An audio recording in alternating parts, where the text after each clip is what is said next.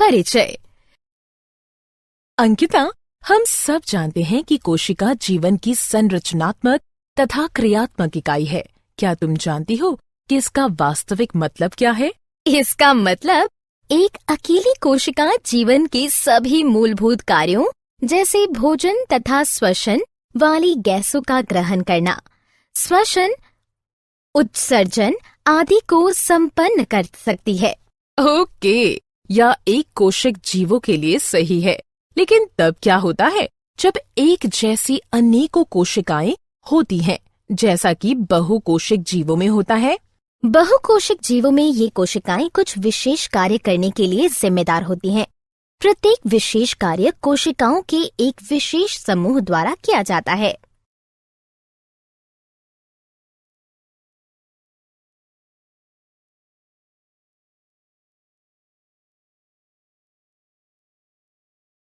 हाँ, मुझे याद है कि तंत्रिका कोशिकाएं मस्तिष्क से शरीर के सभी भागों में सूचनाएं ले जाती हैं। पेशिया कोशिकाएं फैलती तथा सिकुड़ती हैं, जिससे गति होती है। रक्त ऑक्सीजन, भोजन, हार्मोन और अपशिष्ट पदार्थों का वहन करता है।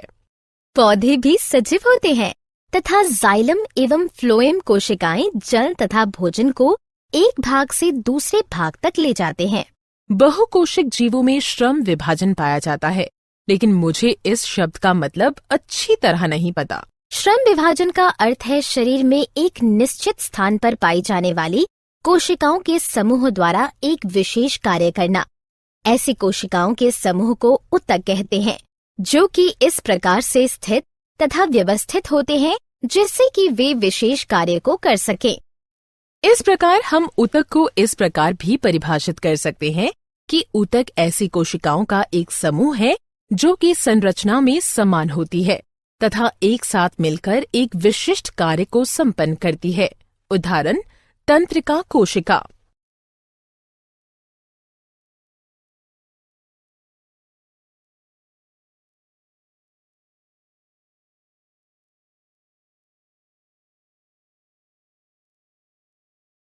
उद्देश्य।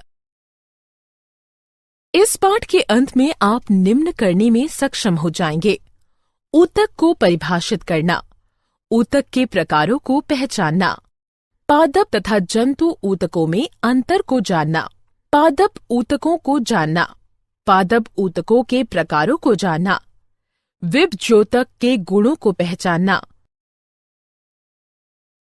विभज्योतक के प्रकारों को जानना, विभज्योतक के कार्यों को जानना, स्थायी ऊतक के गुणों को पहचानना, स्थायी ऊतक के प्रकारों को जानना, स्थायी ऊतक के कार्यों को जानना।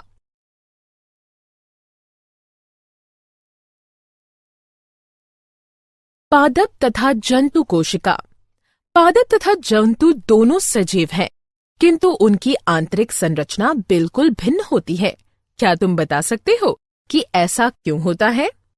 मैं एक मुख्य अंतर ये जानती हूँ कि पौधे स्वपोषी होते हैं, अर्थात वे हरित लवक यानी क्लोरोप्लास्ट की सहायता से सूर्य के प्रकाश, कार्बन डाइऑक्साइड तथा जल की उपस्थिति में अपना भोजन स्वयं बना सकते हैं।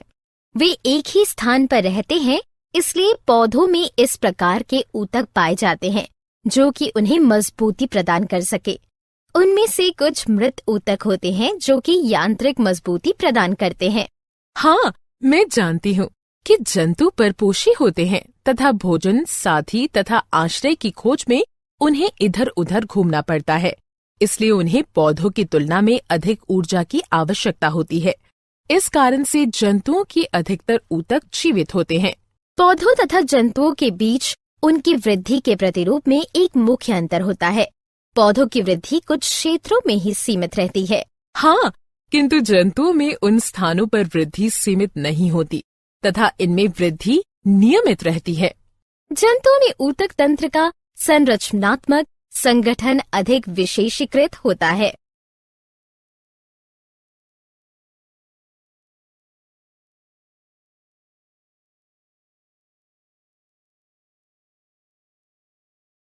पादप ऊतकों के प्रकार। अंकिता, क्या तुम जानती हो कि ऊतकों की विभाजन क्षमता के आधार पर पादप ऊतक दो प्रकार के होते हैं? विभज्योतक तथा स्थायी ऊतक। ऐसे ऊतक जो कि लगातार विभाजित होते हैं तथा पौधों की लंबाई तथा परिधि में वृद्धि में सहायक होते हैं, उन्हें विभज्योतक कहते हैं। ये केवल पौधे की वृद्धि वाले क्षेत्रों में ही पाए जाते हैं।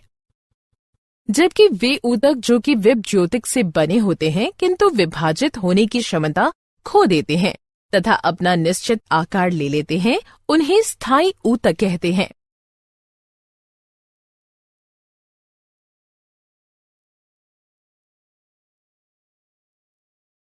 क्रियाकलाप।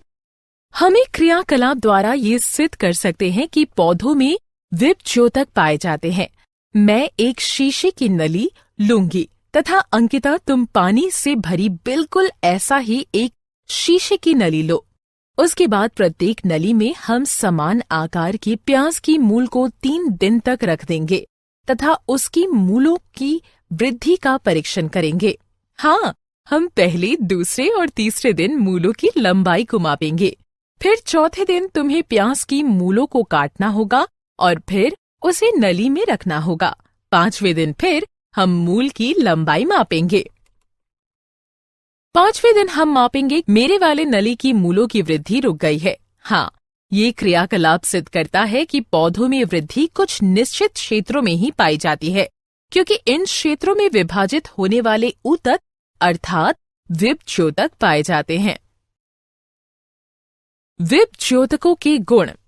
विभज्योतक पतली भित्ति जीवित कोशिकाओं वाले अति सक्रिय ऊतक होते हैं। उनकी कोशिका भित्ति सेल्यूलोज की बनी होती है। ये आकृति में अंडाकार, गोल अथवा बहुभुजी होते हैं। इनका कोशिका द्रव्य सघन होता है। रसधानी छोटी होती है, केंद्रक प्रधान होता है। ये जीवन पर्यंत विभाजित होते हैं, इसलिए वृद्धि में सहायक होते हैं।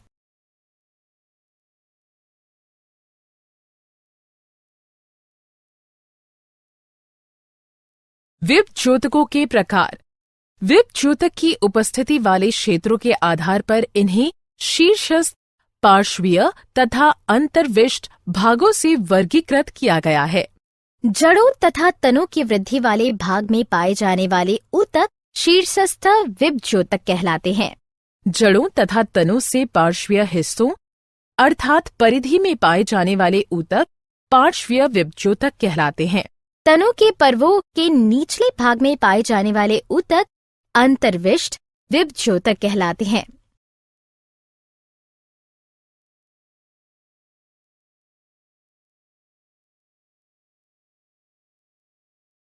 विभज्योतक के कार्य। विभज्योतकों का मुख्य कार्य लगातार नई कोशिकाओं का निर्माण करना है। जड़ों तथा तनों में बढ़ाव के कारण शीर्षस्थ विभज्योतक पौधे की वृद्धि करते हैं। ये वृद्धि प्राथमिक वृद्धि भी कहलाती है। पार्श्वीय विभज्योतक पौधे का व्यास बढ़ाते हैं। ये द्वितीयक वृद्धि भी कहलाती है। अंतर्विष्ट विभज्योतक अंगों की लंबाई में वृद्धि करते हैं। स्थायी ऊतक। कुछ समय पश्चात विभज्योतक विभाजित होने की अपनी क्षमता खो देते हैं तथा एक विशेष कार्य को संपन्न करते हैं एवं स्थायी ऊतक का निर्माण करते हैं। इस प्रक्रिया को विभेदीकरण कहते हैं। विभेदित विभज्योतक विभिन्न प्रकार के स्थायी ऊतक बनाते हैं। स्थायी ऊतकों के गुण। स्थायी ऊतकों में कोशिकाएं पतली या मोटी भित्ति वाली, जीवित या मृत तथा परिपक्व होती है। स्थायी ऊतकों की आकृति अंडाकार, गोल, बहुभुजाकार अथवा फाइबर की तरह लंबी होती है। इनमें अंतराकोशिक स्थान पाया जाता है। कोशिका द्रव्य रसधानी युक्त होता है, क्योंकि इसके अंदर विभाजन होने की क्षमता नहीं होती, अतः ये वृद्धि में सहायक नहीं है।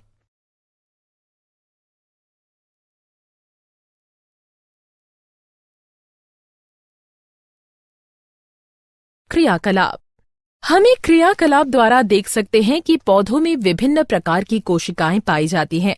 एक पौधे के तने को लो तथा उसके पतले सेक्शन भाग काट लो। अब इसे सेफ्रेनिन से रंजित करो। इसे स्लाइड पर रखो तथा ग्लिसरीन की एक बूंद डालो। अब इसे कवर स्लिप से ढक दो। अब सूक्ष्मदर्शी से इसका निरीक्षण करने पर हम विभिन्न प्रकार की कोशिकाएं तथा उनके विन्यास को देख सकते हैं।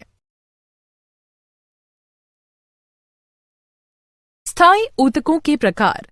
कोशिकाओं के व्यवहार के आधार पर स्थायी ऊतक दो प्रकार के होते हैं, सरल स्थायी ऊतक एवं जटिल स्थायी ऊतक। सरल स्थायी ऊतक उन कोशिकाओं के बने होते हैं जो कि कार्य तथा संरचना में समान होती है।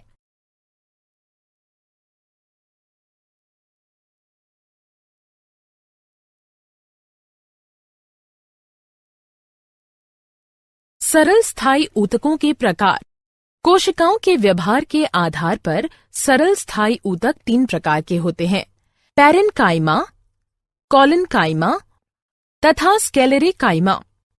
पैरेन्काइमा पतली प्राथमिक भित्तियां वाली कोशिकाओं से मिलकर बने होते हैं जो कि उनके प्रोटोप्लाज्म को बनाए रखती है। कॉलेन्काइमा मोटी प्राथमिक भित्तियों वाली कोशिकाओं से मिलकर बने होते हैं जो कि उनके प्रोटोप्लाज्म को बनाए रखती है। स्क्लेरेन्काइमा लिग्नन युक्त द्वितीयक भित्तियों वाली कोशिकाओं से मिलकर बने होते हैं जो कि परिपक्व अवस्था में अपना प्रोटोप्लाज्म खो देते हैं, अर्थात वे मृत हो जाते हैं।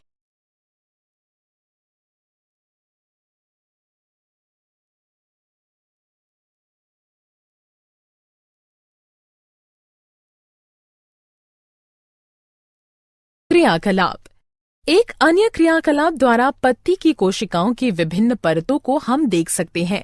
अंकिता, रियो की एक पत्ती लो। हाँ, मैंने रियो की एक पत्ती ले ली है। अब मुझे क्या करना चाहिए? अब इसे थोड़ा सा दबाव लगाकर तोड़ो। जब तुम इसको खींचते हो तो कटे हुए भाग से थोड़ा इसका गूदा या छिलका बाहर निकल आता है। मैंने इसका छिलका निकाल दिया है तथा इसे जल से भरी हुई पेट्री डिश में रख दिया है। हाँ, अब सैफरन इनकी कुछ बूंदें मिलाओ तथा 2 से 3 मिनट इंतजार करो। अब मैंने एक बूंद ग्लिसरीन की सहायता से इसे एक स्लाइड पर रख दिया है तथा इसे कवर स्लिप से ढक दिया है। जब तुम सूक्ष्मदर्शी की सहायता से इसका परीक्षण करोगे तो तुम्हें कोशिका की अनेक परतें दिखाई देंगी। कोशिका की सबसे बाह्य परत को एपिडर्मिस कहते हैं। ये साधारणतः कोशिकाओं की एकल परत से बनी होती है। एपिडर्मिस की बाह्य तथा बराबर वाली भित्तियां आंतरिक भित्तियों के मुकाबले अधिक मोटी होती है। सभी पौधों की पूरी सतह पर एपिडर्मिस पाई जाती है। ये जल हानि के विरुद्ध यांत्रिक आघात तथा परिजीवी कवक के प्रवेश से पौधों के सभी भागों की रक्षा करती है। पत्ती की एपिडर्मिस में छोटे छोटे छिद्र होते हैं जिन्हें स्टोमेटा कहते हैं। स्टोमेटा के 2 वृक्क के आकार की कोशिकाएं घेरे रहती हैं जिन्हें रक्षी कोशिकाएं कहते हैं। ये कोशिकाएं वातावरण से गैसों के आदान प्रदान तथा वाष्पोत्सर्जन में सहायक होता है।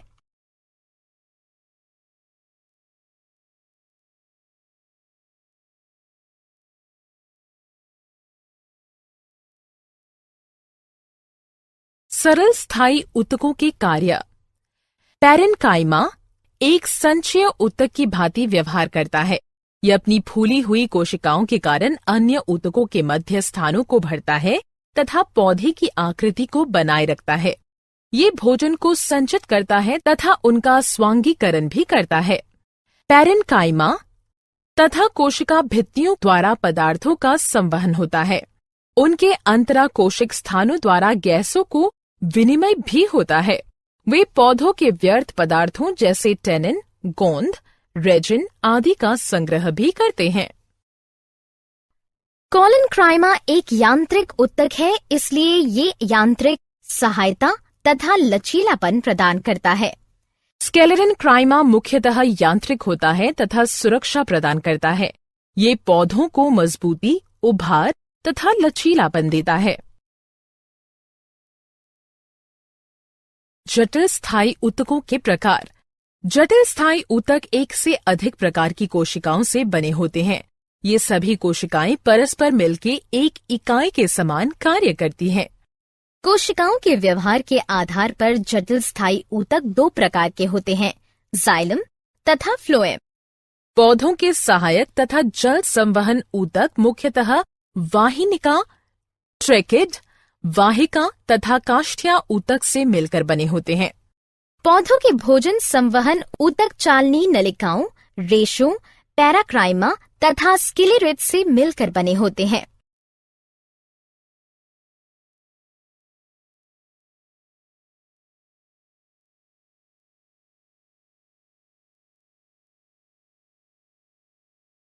जटिल स्थायी ऊतकों के कार्य। जाइलम का मुख्य कार्य जड़ों से पौधों के अन्य मुख्य भागों तक जल तथा खनिज लवणों का ऊर्ध्वाधर संवहन करना होता है। फ्लोएम पत्तियों द्वारा प्रकाश संश्लेषण द्वारा निर्मित भोज्य पदार्थों को संचित अंगों तथा बाद में पौधों के वृद्धि वाले क्षेत्रों तक पहुंचाता है।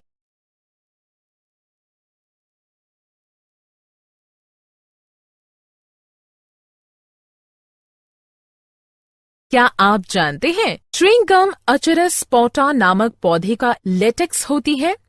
पादप जगत के स्केलेटन काइमा के अंदर सबसे लंबी कोशिकाएं पाई जाती हैं। वाणिज्यिक कॉर्क ओक नामक पौधे से प्राप्त की जाती है। एक बीजपत्री पौधे जैसे घास में रक्षी कोशिकाएं डंबल के आकार की होती हैं।